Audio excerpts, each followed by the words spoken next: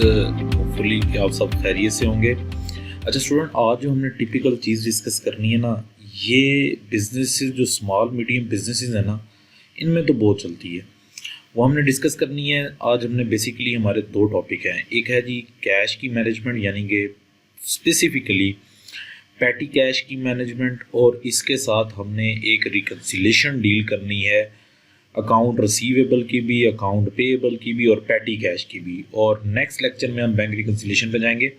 लेकिन ये जो सारी चीज़ें एक दूसरे के साथ जुड़ी हुई है ना, इनको आपने बहुत इंपॉर्टेंट तरीके से देखना है। स्टूडेंट, हम ये चीज़ तो पहले भी डील कर चुके थे कि जब हम पैसे लेते हैं तो पैसे जाते हैं अनडिपॉजिट फंड में। अनडिपॉजिट फंड से वहाँ से हम पैसे ट्रांसफ़र करते हैं। जैसे कि ये एक ट्रांसफ़र आपको नज़र आ रहा है, ये मैंने 31 मई को ट्रांसफ़र HBL में मैंने ये ट्रांसफ़र किया है। तो यहाँ से यानी कि इस अनडिपॉजिट अकाउंट से जो है वो ट्रांसफ़र की जाती है, कहाँ पे की जाती है? HBL में ट्रांसफ़र जो है वो की गई। यानी कि कोई भी आपका अकाउंट है जिसमें आपने ट्रांसफ़र करनी है, याद रखें चाहे कैश चाहे बैंक में ट्रांसफ़र करनी है, वो यहाँ रिकॉर्ड डिपॉजिट से ही होगी। अच्छा स्टूडेंट, कभी कभी एक प्रॉब्लम आता है कि जब हम एक डिपॉजिट को रिकॉर्ड कर चुके होते हैं ना, एक डिपॉजिट को आप रिकॉर्ड कर चुके होते हैं, तो यहाँ पे कहीं डिलीट का बटन नहीं आ रहा कि मैंने इसको डिलीट कैसे करना है। देखें यहाँ पे कहीं भी डिलीट का बटन नहीं आ रहा कि मैं इसको डिलीट कैसे करूँगा। तो स्टूडेंट, इसको हमारे पास डिलीट करने का तरीक़ेकार क्या होगा कि हमें इसको टॉप से डिलीट करना पड़ेगा। जी, हमें स्टूडेंट यहाँ एडिट में जाना पड़ेगा, और एडिट में देखें स्टूडेंट, ये डिलीट डिपॉजिट का जो है वो हमारे पास बटन बना हुआ है। Ctrl+D भी आप कर सकते हैं और डिलीट डिपॉजिट भी आप कर सकते हैं, ठीक है। ये एक बहुत प्रॉब्लम आता है स्टूडेंट को। स्टूडेंट कहता है कि सर हम लोग अनडिपॉजिट फंड से HBL में भेज चुके हैं, लेकिन मुझे HBL में नहीं भेजना था, मुझे MCB में भेजना था। अब मैं इसको डिलीट का कैसे करूं सर? ये डिलीट का कहीं बटन दिया ही नहीं हुआ। तो स्टूडेंट देखें, एडिट में जाके तब आप डिलीट डिपॉजिट करेंगे तो ये डिपॉजिट आपके पास क्या हो जाएगा? डिलीट हो जाएगा। एक तो ये बात है स्टूडेंट कि आपने केयरफुली डील करनी है कि जो पैसे आ रहे हैं वो आपके पास से किस किस अकाउंट में जा रहे हैं, वो आपने ख़ास तौर पे डायरेक्शन देनी है कि क्या असद, बैक्सर स्ट्रीट और इन सब के पैसे HBL में गए हैं या पैसे HBL में नहीं गए।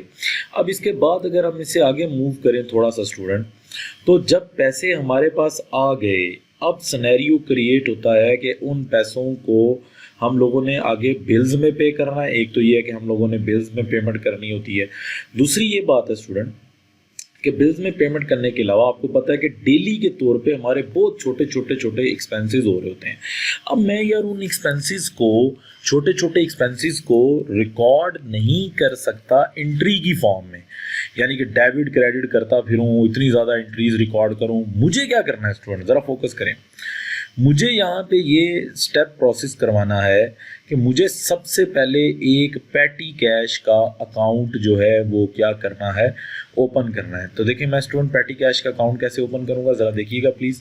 पैटी कैश का अकाउंट आप कैसे ओपन करेंगे? अकाउंट्स में जाके आप लोग न्यू अकाउंट, जिस तरह आप लोग ऑलरेडी ओपन करते हैं, यहाँ पे आप बैंक का अकाउंट वहाँ पे बनाएंगे, बैंक के ऊपर टिक करेंगे। ज़रा देखें, बैंक के ऊपर कंटिन्यू करेंगे, यहाँ पे आप पैटी कैश का अकाउंट जो है वो प्रिपेयर करेंगे। पैटी कैश, इसके साथ मैं 1 2 डाल रहा हूँ, ठीक है, फॉर प्रेजेंटेशन। तो ये मैंने स्टूडेंट पैटी कैश का अकाउंट जो है वो मैंने प्रिपेयर कर लिया। एक मेरे पास पहले भी चल रहा है, लेकिन मैं पहले को यूज़ नहीं करूँगा। मैं इस पैटी कैश 1 2 को, जो नया अकाउंट मैंने बनाया, इसको मैं यूज़ करूँगा। अब स्टूडेंट आपको पता है कि आप लोग बिजनेस के अंदर करते ऐसे हैं कि मंथ में एक ही दफ़ा पैटी कैश में आप पैसे जमा करा देते हैं। फॉर एग्जाम्पल, आप मंथ में एक ही दफ़ा आपने जाके अमाउंट जमा करा दी। फॉर एग्जांपल आपने जमा करा दी 1000 रुपीज़। अब आपने बैंक अकाउंट से पैसे निकाल के 1000 रुपया पैटी कैश में जमा कराया। इसका तरीक़ेकार क्या होगा? इसका आप लोगों ने पैसे जमा कराने का तरीक़ेकार क्या होगा? इसका तरीक़ेकार स्टूडेंट ये है कि आप सबसे पहले तो या बैंकिंग में जाएँ, और बैंकिंग में जाके यहाँ पे देखें ट्रांसफ़र फ़ंड आ रहा है। ट्रांसफ़र फ़ंड के ऊपर आप क्लिक करें तो आप देखें कि आप 6 मई को, आज के दिन वो बता रहा है कि HBL में 8500 रुपया पड़ा हुआ है। आपने इसको कहा कि भाई इसको पैटी कैश के अंदर ले आओ, आपने रोज़मर्रा के जो खर्चे हैं उसके अंदर ये पैसे हमने लिखने हैं 1000। जैसे भी ट्रांसफ़र किए, थ्रू ATM किए या थ्रू जिस भी किया, आप उसका नंबर देके इसको जस्ट सेव एंड क्लोज कर देंगे। एक तो स्टूडेंट आप इस तरह से पैसे ट्रांसफर कर सकते हैं, दूसरा वे क्या है, ये है राइट चेक। दूसरा वे क्या है, ये देखें राइट चेक का वे है। आप राइट चेक पे क्लिक करेंगे और राइट चेक पे वो देखें, वो आपको बता रहा है कि आप पैसे किस अकाउंट से ट्रांसफ़र करना चाहते हैं। सबसे पहले तो आप यहाँ देखें, आप HBL से ट्रांसफ़र करना चाहते हैं, आपने HBL से कितनी अमाउंट ट्रांसफ़र करना चाहते हैं, ठीक है। आप यहाँ पे उसको प्रेजेंट करेंगे। देखें यहाँ पे जैसे मैं लिख रहा हूँ, यहाँ पे मैं प्रेजेंट करूँगा। वैसे यहाँ चेक मुझे फिल कर, यहाँ अगर डेफिनेटली अगर मैं चेक बना रहा हूँ तो किसके नाम का बना रहा हूँ, डेफिनेटली अपने ही बिज़नेस के नाम की बना रहा हूँ ना, तो मुझे उसको यहाँ पे अपना इस्टेब्लिश करना पड़ेगा कि जी ये बिज़नेस है, ये है मेमो, सब कुछ यहाँ पे मुझे लिखना पड़ेगा। अब यहाँ मुझे जो अकाउंट सेलेक्ट करना पड़ेगा ना, वो पैटी कैश का अकाउंट सेलेक्ट करना पड़ेगा। HBL से मैं पैसे कहाँ लेके जा रहा हूँ, पैटी कैश में कितने पैसे लेके जा रहा हूँ, मज़ीद 500 रुपये मैं लेके जा रहा हूँ। एक तो स्टूडेंट फंड ट्रांसफ़र से कर सकते हैं, वो सबसे आसान तरीक़ेकार है। एक ये है कि आप ऐसे भी कर सकते हैं, आप बैंक अकाउंट ऊपर चूज़ करें कि इस अकाउंट से पैसे पैटी कैश में जा रहे हैं, और पैटी कैश अभी एक्सपेंस का अकाउंट नहीं है, ये कैश अभी मेरे पास पड़ा हुआ है, ठीक है। ये बात याद रखें, यहाँ पे तो एक्सपेंस लिखा हुआ है, इस वर्डिंग पे नहीं जाना, लेकिन ये कैश मेरे पास पड़ा हुआ है। जब आप इसको सेव करेंगे, अब मुझे आप बात बताएं कि पैटी कैश के अकाउंट में कितने पैसे हो जाने चाहिए, 1500। तो ज़रा 400 अकाउंट में चले जाएं, जाके देखें पैटी कैश के अकाउंट में कितने पैसे हैं, 1500। अब ये स्टूडेंट मेरे पास 1500 रुपीज़ आ गए हैं। अब बारी ये है कि सर ये पैसे अब आप हमारे आगे लगने हैं, इन पैसों को अब हम लोगों ने जो है वो आगे लगाना है, ठीक है। अब उसका तरीक़ेकार क्या है, उन पैसों को आगे, यानी कि अब मेरे रोज़मर्रा के ख़र्चे हो रहे हैं, मंथली सारे एक्सपेंसेस हो रहे हैं, जो रोज़मर्रा के छोटे छोटे एक्सपेंसेस हो रहे हैं, मैं सर उनको कैसे लिखूंगा। उसको लिखने का तरीक़ेकार ये है कि स्टूडेंट, एक आप चेक रजिस्टर से इसको लिख लें, या राइट चेक से भी आप दोबारा लिख सकते हैं, ठीक है। लेकिन सबसे पहले मैं आपको चेक रजिस्टर से लिखना दिखाता हूँ।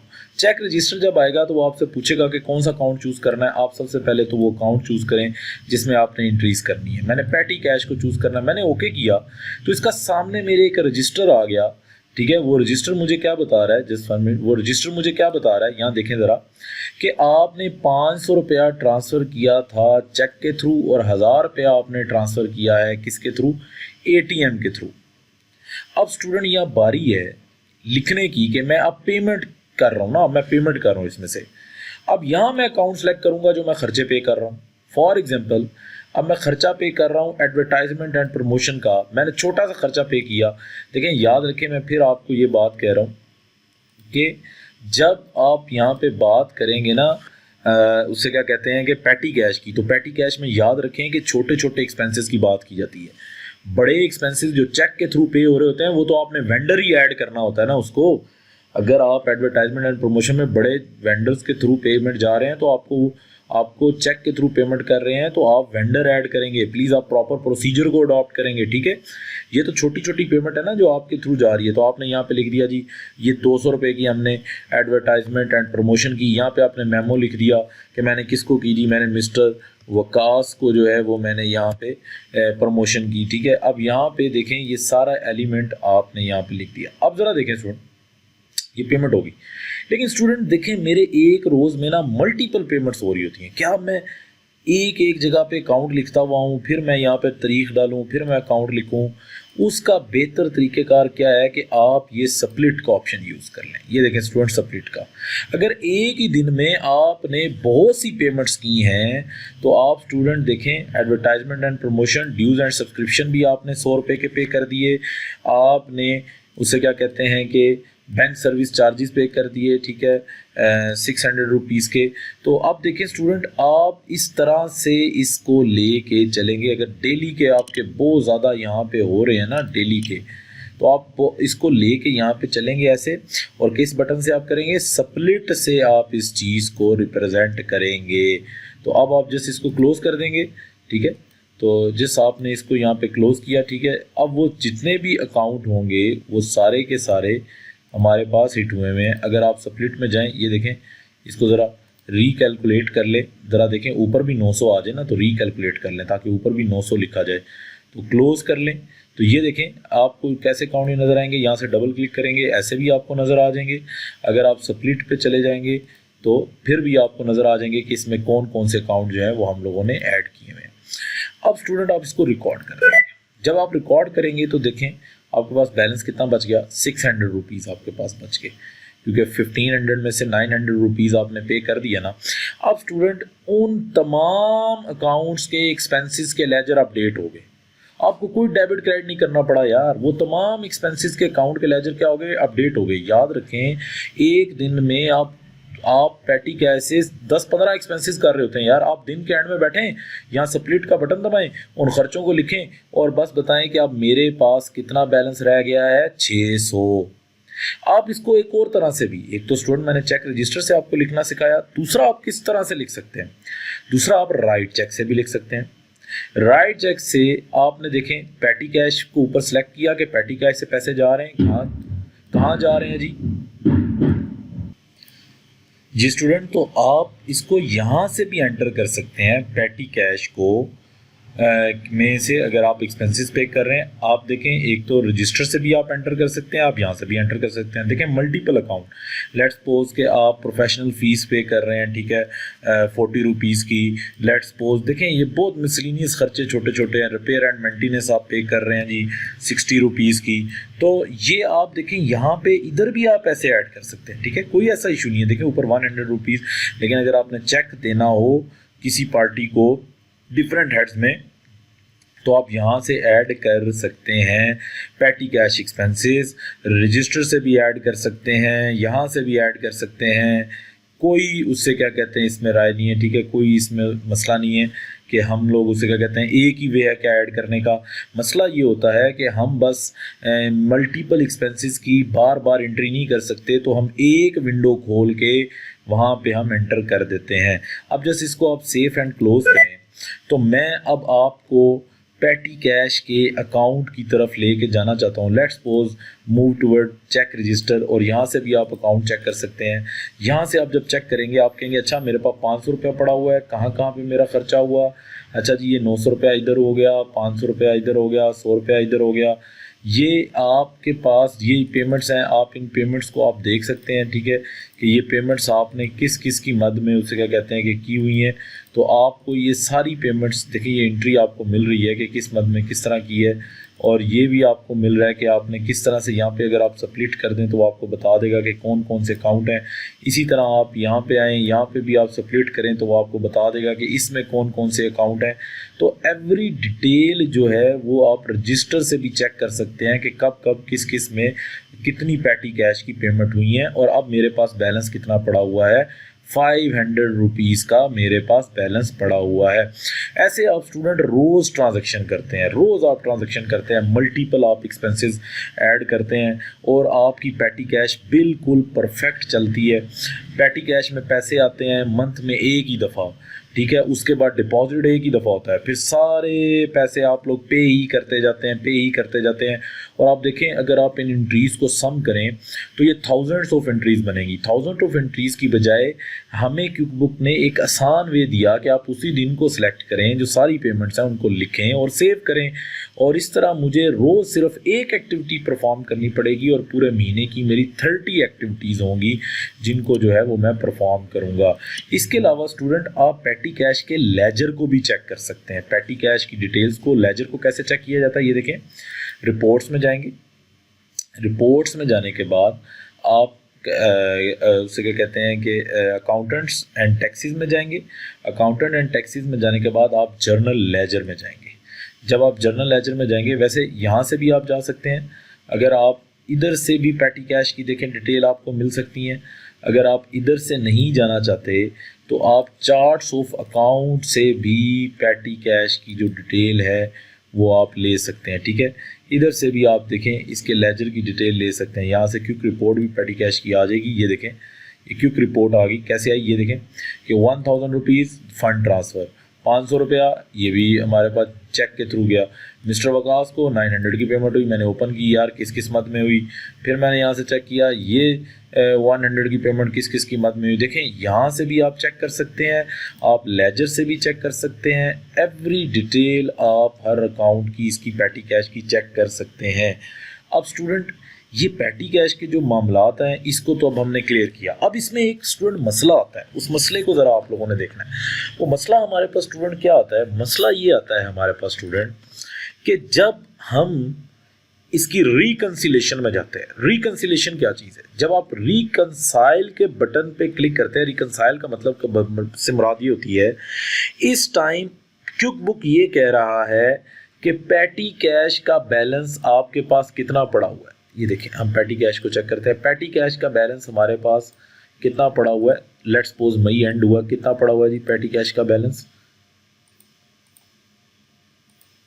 मई में हमने मई से नेक्स्ट आगे ट्रांजैक्शन जो है वो परफॉर्म की थी। हम इसको दोबारा से चेक कर लेते हैं। रिकंसिलेशन में मई में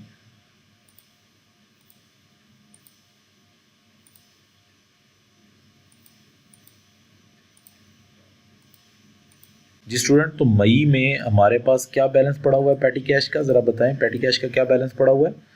500 रुपीज़ पड़े हुए हैं। Let move toward reconciliation. अब जब मैं रिकंसिलेशन में गया, यहाँ मैंने अपना अकाउंट सेलेक्ट किया, ठीक है, यहाँ मैंने अपना ये मंथ एंड सेलेक्ट किया। अब वो कह रहा है beginning balance zero. Beginning balance तो इसका ज़ीरो ही है ना डेफिनेटली, क्योंकि मैंने तो जब स्टार्ट किया तो मेरे पास कोई पैसे नहीं थे। अब एंडिंग बैलेंस वो कह रहे हैं, मैंने यहाँ पे एंडिंग बैलेंस लिखा 500। मैंने फिजिकली कैश काउंट किया तो मुझे पता लगा कि मेरे पास 500 रुपया कैश है। मैंने कंटिन्यू किया। जब मैं कंटिन्यू में गया तो अब देखें वो हमें एक विंडो ओपन करेगा। विंडो में क्या कह रहा है? चेक एंड पेमेंट्स कह रहा है। वो कह रहा है ये 900 और 100 आपने पैसे दिए हुए हैं और 1000 और 500 आपने पैसे लिए हुए हैं। तो क्या ये बात ठीक है? मैं कहूँगा यस, ये बात बिल्कुल ठीक है, मैंने यही काम किया हुआ है, यस मेरे पास इसका डेटा अवेलेबल है। जैसे ही मैंने इस पर टिक किया, देखें यहाँ डिफरेंस क्या हो गया? ज़ीरो। यानी कि वाकई ही जो इस टाइम अकाउंट में बैलेंस चल रहा है वो फिजिकली भी मेरे पास चल रहा है। ज़रा पहला पॉइंट देखें, हम इसको स्टेप बाय स्टेप शुरू करते हैं ना। देखें, अगर मैं इसको ख़त्म करूँ इस सब को, तो यहाँ वो डिफरेंस दे रहा है 500 रुपये का। यानी कि अगर मैं इसको और बैक जाऊँ, दोबारा से ज़रा देखें, रिकंसाइल में मैं गया, पैटी कैश 12 में गया, मैंने उसको कहा कि यार हाँ मेरे मई में मेरे पास 500 रुपये ही पड़ा हुआ है। यस दिस इज़ राइट, बिल्कुल ये ठीक है कि मेरे पास 500 रुपया ही पड़ा हुआ है। जब मैंने कंटिन्यू किया, उसने मुझे ये कहा कि भाई अगर 500 रुपया पड़ा हुआ है तो क्या यही पैटी कैश की ट्रांजैक्शन हुई थी इस महीने? मैं कहूँगा यस, ये मेरे पास इस डेट में यही ट्रांजैक्शन हुई थी, वेरीफाई है। तो उसने कहा यस, फिर आप ज़ीरो डिफरेंस है आपका, आप रिकंसाइल हैं। क्यों आप रिकंसाइल हैं? इस वजह से आप रिकंसाइल हैं क्योंकि आपके पास फिजिकल भी कैश उतना ही है और आपके पास एक्चुअल जो क्विक बुक पे कैश चल रहा है वो भी 500 ही चल रहा है। तो मैंने इसको रिकंसाइल नाउ पे टिक कर दिया। अब इसने मुझे ये क्या मैसेज दिया? इसने कहा कि भाई अगर आप इसकी रिपोर्ट लेना चाहते हैं। मैंने कहा जी दिखा दें इसकी रिपोर्ट। जब उसने रिपोर्ट दिखाई तो देखें वो बिल्कुल कह रहा है कि आपका तमाम बैलेंस क्लियर है, तमाम बैलेंस क्लियर है। अब इधर देखें स्टूडेंट, ये बड़ी एक इंपॉर्टेंट बात है। अब लेट्स सपोज मैं जून में चला गया। अच्छा, अब मेरे पास अभी भी स्टिल 500 रुपया। जून में मेरे पास पैटी कैश में कोई ट्रांजैक्शन नहीं हुई। मैं एग्जांपल के तौर पे बात आ रहा हूँ, पैटी कैश में मेरे पास कोई ट्रांजैक्शन नहीं हुई। मैं फिर रिकंसिलेशन में गया, फिर मैंने पैटी कैश का अकाउंट सेलेक्ट किया। आप देखिए उसने खुद ही जून दे दिया। क्यों बोला? क्योंकि मई में तो मैं रिकंसिलेशन कर चुका था ना। अब मैंने उसको ये कहा कि मुझे यार पुरानी रिकंसिलेशन दिखाओ। तो मैंने लोकेट डिस्पेंसरीज पे क्लिक किया, प्रीवियस रिपोर्ट पे मैंने क्लिक किया और इसको मैं डिस्प्ले कर दूंगा। ठीक है, अब जब मैं डिस्प्ले करूंगा वो क्या कह रहा है ये देखें, कोई डिफरेंस नहीं आ रहा। वो कह रहा है एंडिंग बैलेंस तमाम क्लियर चल रहा है। अगर इसमें अनक्लियर होता ना तो फिर डिफरेंस आता ना। देखें एवरीथिंग क्लियर चल रही है कि वाकई आपके पास एंडिंग बैलेंस 500 ही पड़ा हुआ था। चेक एंड पेमेंट्स 900 रुपया आपने पे किया था, ये आपके डिपॉजिट से 1500 के 1000 चला गया, 500 पड़ा हुआ था। वाकई ये चीज़ थी। देखिए वो रिकंसिलेशन पिछली, उसकी डिटेल मुझे यहाँ पे मिल गई। लेकिन स्टूडेंट इस दफ़ा क्या हुआ कि मैं इस दफ़ा जब रिकंसिलेशन में गया तो जैसे ही मैंने पैटी कैश का अकाउंट सेलेक्ट किया तो मैंने फिजिकल कैश काउंट किया तो मेरे पास 400 रुपया है। जैसे ही मैंने इसको आगे कंटिन्यू किया, यस किया, अब ज़रा देखें, अब मेरे पास 400 रुपया है लेकिन अकाउंट्स में मेरे पास 500 रुपया आ रहा है। तो 100 रुपये का डिफरेंस आ गया। इस मंथ कोई ट्रांजैक्शन भी नहीं है। ज़रा टॉप पे देखें, चेक एंड पेमेंट वाली साइड भी खाली है, डिपॉजिट एंड अदर्स क्रेडिट वाली साइड भी खाली है। ना पैटी कैश में पैसे आए थे, ना पैटी कैश से पैसे गए थे। तो भाई इसका मतलब ये हुआ कि इस मंथ अगर कोई ट्रांजैक्शन नहीं हुई थी तो 500 रुपया होना चाहिए था ना। और यार मेरे पास 400 रुपया क्यों रह गया, 100 रुपया किधर गया? अब मैं परेशान हूँ यार, मुझे 100 रुपया मिल नहीं रहा। मैंने सारी ट्रांजैक्शन देखी, नहीं मिला। अब स्टूडेंट नहीं मिला तो क्या होगा? मैं अब रिकंसाइल नाउ पे क्लिक करूंगा। जरा फोकस कीजिएगा प्लीज। मैं किस पे क्लिक करूंगा? रिकंसाइल नाउ पे। जैसे ही मैंने रिकंसाइल नाउ पे क्लिक किया, उसने मुझे कहा भाई ये 100 रुपए का डिफरेंस आ रहा है, खैर तो है, ये पैसे किधर हैं? तुम्हें नहीं पता लग रहे? मैंने कहा जी फिलहाल तो मुझे नहीं पता लग रहे। अब मैंने उसको क्या कहा कि मैंने कहा कहीं ना कहीं तो होंगे, लेकिन आप क्या करें यार, रिकंसिलेशन तो करो ना। अब 100 रुपया मेरे पास तो नहीं है, अब रिपोर्ट तो बनाओ, मैं क्या करूं? अब 100 रुपया लगता है कोई बंदा लेके गया, मैं भूल गया। आपने उसको एंटर एडजस्टमेंट पे क्लिक कर देना है। ये मैंने जैसे ही एंटर एडजस्टमेंट पे क्लिक किया, मैंने रिपोर्ट को डिस्प्ले किया। आप स्टूडेंट जरा फोकस कीजिएगा।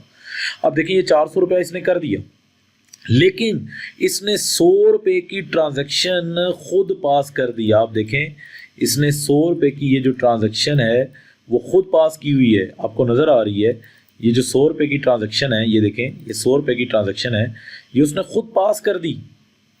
फोकस करें, ये 100 रुपये की ट्रांजैक्शन उसने खुद पास कर दी। अब जब आप रिपोर्ट लेंगे, आपका जो ऑनर है वो रिपोर्ट देखेगा, वो ये कहेगा कि यार ये 100 रुपया किसकी मद में जा रहा है? यहाँ तो तुमने लिखा ही नहीं हुआ, ये जर्नल लिखा हुआ है, किसकी मद में जा रहा है? वो जब इसको क्लिक करेगा, वो कहेगा कि अच्छा ये देखें, यहाँ देखें ज़रा स्टूडेंट क्या लिखा हुआ है, रिकंसिलेशन डिफरेंस। ये रिकंसिलेशन डिफरेंस। अब वो कहेगा यार ये 100 रुपया किधर गायब कर दिया तुमने? उसको एवरीथिंग पता लगेगी। लेट्स सपोज ये अगर यहाँ से नहीं देखना चाह रहा, ना देखे चले, इस हम सारी रिपोर्ट हमने प्रिपेयर, वो यार चेक रजिस्टर से देख लेगा। वो चेक रजिस्टर से जाके पैटी कैश 12 में देखेगा, वो ये कहेगा कि यार ये डिफरेंस कहाँ से आ गया 100 रुपये का? इसका किधर है वोचर भाई? कहाँ है एविडेंस? 100 रुपया किसको दिया था तुमने? अब ज़रा अब जस्ट देखें, मैं रिकंसिलेशन में दोबारा गया, मैं फिर पिछले मंथ की रिकंसिलेशन देखना चाहता हूँ। फिर मैंने प्रीवियस रिपोर्ट देखी, मैंने कहा यार मुझे प्रीवियस रिपोर्ट दिखाओ कि रिकंसिलेशन की क्या है। सॉरी, ये मैंने कैश की खोल ली है रिकंसिलेशन, मुझे पैटी कैश की चाहिए प्रीवियस रिपोर्ट। मैंने प्रीवियस रिपोर्ट पैटी कैश की देखी, मैंने कहा दिखाओ क्या है। वो अब ये बात बता रहा है, ये ज़रा देखें, यहाँ पे बात बता रहा है कि सर ये 500-400 रुपये आपके पास रह गया था, लेकिन आपने ये 100 रुपये का कुछ किया था, पेमेंट में आपने ये 100 रुपया डाला था। देखिए जैसे ही आपने उसको एडजस्टिंग एंट्री पे क्लिक किया, क्विक बुक ने खुद 100 रुपया उठा के पैटी कैश से माइनस कर दिया और डिफरेंस में डाल दिया। अब ऑनर को ये बात पता लग रही है कि ये हमारे पास डिफरेंस चल रहा है।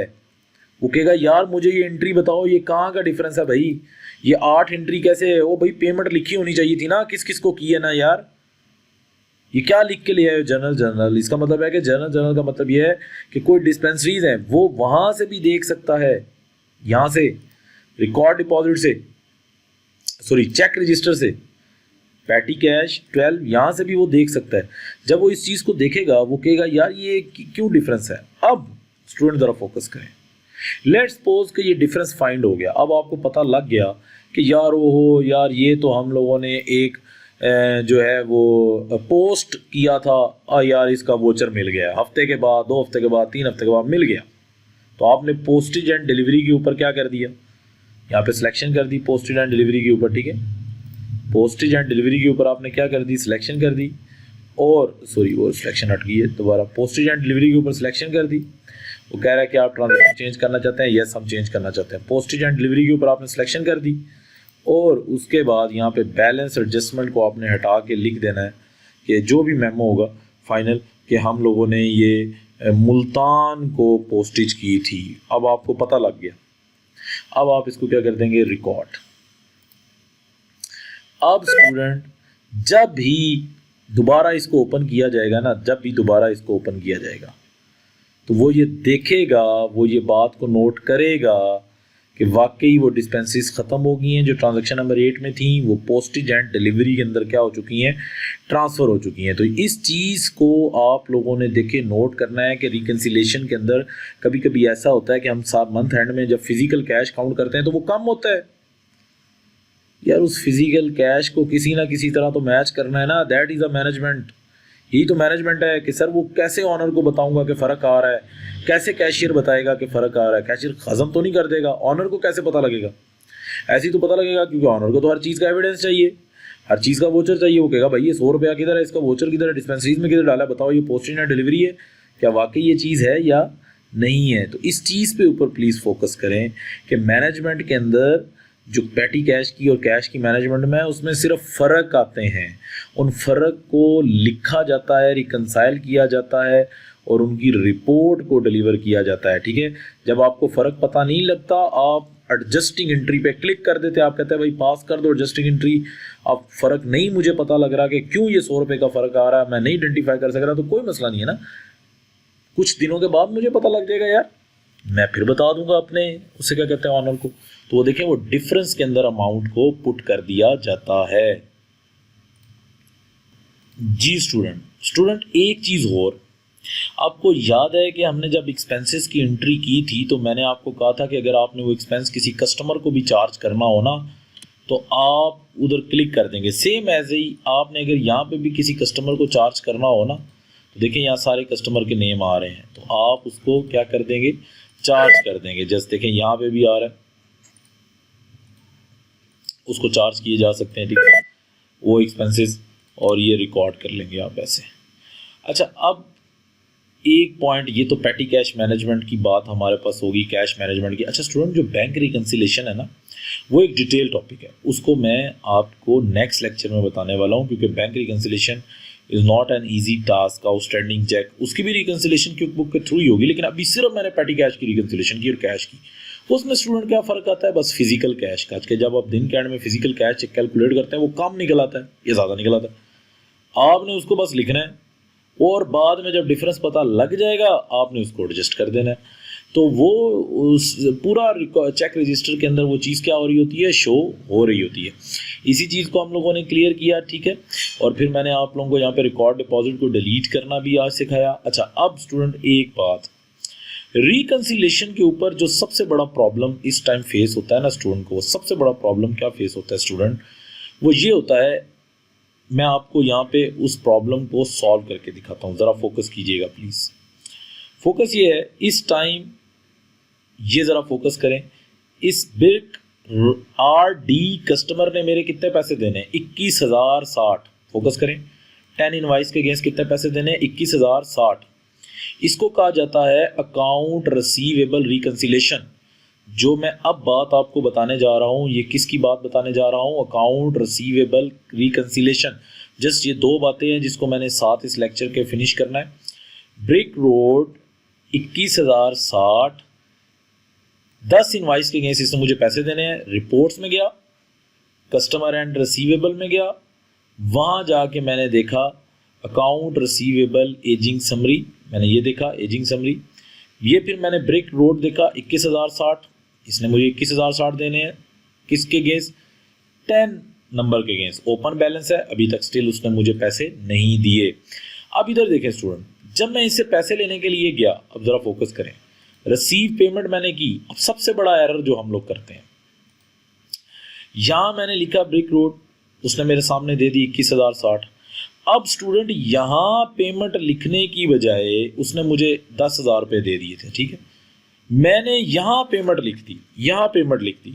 अब ज़रा फोकस करें, उसने मुझे 10,000 दे दिए, तो उससे यहाँ पे भी मैं साथ 10,000 रुपये लिखता, उसकी बजाय इधर ये इसके सामने भी लिखने की बजाय मैंने सिर्फ टॉप पे लिख दिया और मैंने इसको सेफ एंड क्लोज कर दिया। ठीक है, अच्छा अब ज़रा देखें स्टूडेंट, ज़रा कस्टमर के कॉलम में जाएं दोबारा से, यहाँ ज़रा देखें, यहाँ तो कम हो गया, नज़र आ गया ना, यहाँ तो 21,060 में से 10,000 कम हो गया, 11,060 बच गए।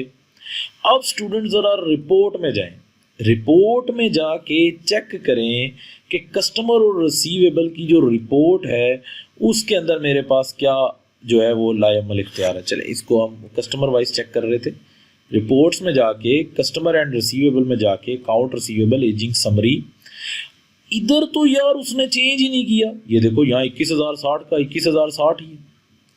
ये गलती है सबसे बड़ी अकाउंट रिसीवेबल रिकंसिलेशन के अंदर, जो आम लोग आम परफॉर्म कर रहे होते हैं, वहां से हम पैसे लेना ही भूल जाते हैं, ऊपर लिख देते हैं।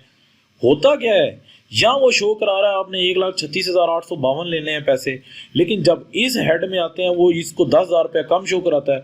ऑनर कहता है यार ये क्या चक्कर चल रहा है, बैलेंस इक्वल क्यों नहीं है। वो बैलेंस स्टूडेंट सिर्फ इसी वजह से इक्वल नहीं होता। अब आपको स्टूडेंट करना क्या है, आपको करना ये है कि आप जब यहाँ 10,000 लिखेंगे तो आप फौरी तौर पे यहाँ पे भी 10,000 लिखेंगे, फिर आप सेफ एंड क्लोज करेंगे। तो अब आप देखें, आप अपने कस्टमर वाले मॉड्यूल में भी 10,000 लिखेंगे और बैक टू रिपोर्ट ज़रा जाएं, बैक टू रिपोर्ट जाएं, कस्टमर एंड रिसीवेबल में समरी में जाएं और फिर जाके देखें कि हमारे पास उसकी रिपोर्ट हमारे पास क्या इम्पैक्ट पड़ा है। तो हम ये देखेंगे, जिस 1 मिनट मैं पेमेंट के फुल जी स्टूडेंट, तो देखें जब आप बैक टू रिपोर्ट गए कस्टमर एंड रिसीवेबल में अकाउंट रिसीवेबल एजिंग समरी आप लोगों ने चेक की, तो देखिए यहाँ पे दोबारा से 11,060 रुपये हुए हैं। 21,000 से कितने पे आ गया ना, 11,060 पे आ गया। अब होता ये है कि जब आप स्टूडेंट इस पे फोकस करें कि जब आप उधर टॉप पे पैसे लिख देते हैं, नीचे रिसीव नहीं करते, तो इन दोनों रिपोर्ट्स में मसला आ जाता है, वो मैच नहीं करती। वो कहता है यार यहाँ से माइनस हो गया, वो सिर्फ इस वजह से होता है। अगेन बात सुने, जब भी पैसे लेने लगेंगे, जब ही पैसे लेने लगेंगे, ठीक है, कस्टमर सेंटर में जाएं, जब ही पैसे लेने लगेंगे आप क्या करेंगे जी स्टूडेंट, तो आप देखें जब आप पेमेंट रिसीव करेंगे, यहाँ से भी आप पेमेंट रिसीव कर सकते हैं, राइट क्लिक करके आप रिसीव पेमेंट कर सकते हैं। रिसीव जब आप पेमेंट करेंगे तो यहाँ जब आप अमाउंट को रिप्रेजेंट करेंगे, वो अमाउंट उस इनवाइस के अगेंस्ट भी यहाँ पे रिप्रेजेंट करना ज़रूरी है। इनवाइस टू इनवाइस भी चलना ज़रूरी है, वरना आपका कभी भी रिसीवेबल्स लेजर मेन एजिंग से कभी भी टोटल से सेम नहीं आएंगे। तो इस चीज़ को प्लीज़ अपने माइंड में रखें। सेम ऐसे ही वेंडर के साथ भी सिनेरियो यही है, सेम ऐसे ही। अगर आप वेंडर की भी रिकंसिलेशन करना चाहते हैं तो वहाँ पे भी सिनेरियो सेम ऐसे ही है कि जब आप पेमेंट को प्रोसेस करने के लिए जाएंगे, पे बिल को प्रोसेस करने के लिए जाएंगे, तो ऐसे ना होना कि आप पेमेंट्स के ऊपर जो है वो अमाउंट ज़्यादा लिख लें, क्योंकि अगर यहाँ पे कैश है के ऊपर बात चल रही है, तो जर्नली पेएबल और रिसीवेबल में याद रखें कि अमाउंट आपकी वही होनी चाहिए, ज़्यादा नहीं होनी चाहिए, जो अमाउंट बिल के हिसाब से चल रही हो, ठीक है। तो प्लीज़ पेमेंट के अंदर ये चीज़ को गौर करना। इस चीज़ को हम कहते हैं अकाउंट रिसीवेबल रिकंसिलेशन। अगर अकाउंट रिसीवेबल हमारे टोटल के साथ मैच नहीं होते तो यही वाला प्रॉब्लम हमारे पास चल रहा होता है। अच्छा स्टूडेंट, आज हमने पैटी कैश और कैश की मैनेजमेंट देखी, उसमें जो डिफरेंस आता है फिजिकली, उसकी रिपोर्ट्स के ऊपर एडजस्टमेंट की, और जब वो रिकंसिलेशन के अंदर चली जाएगी तो उसको हेड को चेंज करना सीखा कि अगर वो डिस्पेंसरीज पता लग जाएंगी तो बाद में कैसे चेंज करेंगे। पैटी कैश के खर्चों को डालना सीखा, राइट चेक से भी हम लोग डाल सकते हैं और रिकॉर्ड डिपॉजिट से भी स्प्लिट करके डाल सकते हैं। तो ये इस टाइम स्मॉल मीडियम इंटरप्राइजेस की मेन एक्टिविटी है, क्योंकि आपको पता है पैटी कैश तो वैसे ही रोज़ जो है वो हमारे पास खर्चे हो रहे होते हैं। तो इंशाल्लाह ताला स्टूडेंट, नेक्स्ट लेक्चर जो हमारा है वो बहुत इंपॉर्टेंट है, क्योंकि नेक्स्ट जो है वो हम लोगों ने बैंक रिकंसिलेशन स्टेटमेंट को डील करना है। तो जब हम बैंक रिकंसिलेशन स्टेटमेंट को डील कर लेंगे, देन फाइनली उसके साथ ही मैं आपको जर्नल के कंसेप्ट को भी डील कराऊंगा, या फिर हम उसके नेक्स्ट आगे सेटिंग ऑफ एम्प्लॉय के आगे जो है वो जर्नल को हम लोग डील कर रहे होंगे। तो अब प्लीज़ आप इस चीज़ को प्रैक्टिस करें, पैटी कैश के खर्चों को डालें, और अगर कोई प्रॉब्लम है तो प्लीज़ लाजमी तौर पे शेयर करें। Thank you very much.